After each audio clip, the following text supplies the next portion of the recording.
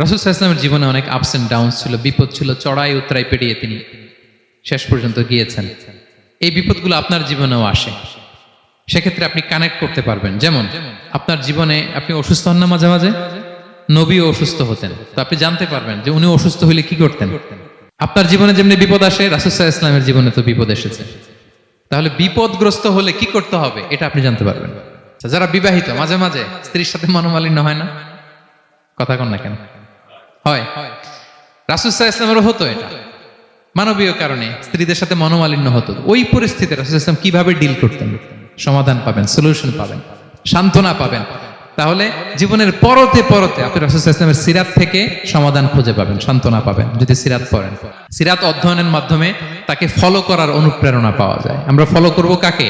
মুহাম্মদ সাল্লাল্লাহু, আমরা হচ্ছে তার ফলোয়ার, মুহাম্মদ সাল্লাল্লাহু আলাইহি ওয়াসাল্লামের ফলোয়ার, ঠিক কিনা বলেন? এবং আল্লাহর ভালোবাসা যদি আমরা পেতে চাই, আল্লাহ বলেন ফাত্তাবিউনি ইউহিব্বুকুমুল্লাহ। যদি আল্লাহর ভালোবাসা চাও, নবী সাল্লাল্লাহু আলাইহি ওয়াসাল্লামের অনুসরণ করো, এটা অবশ্যই করতেই হবে।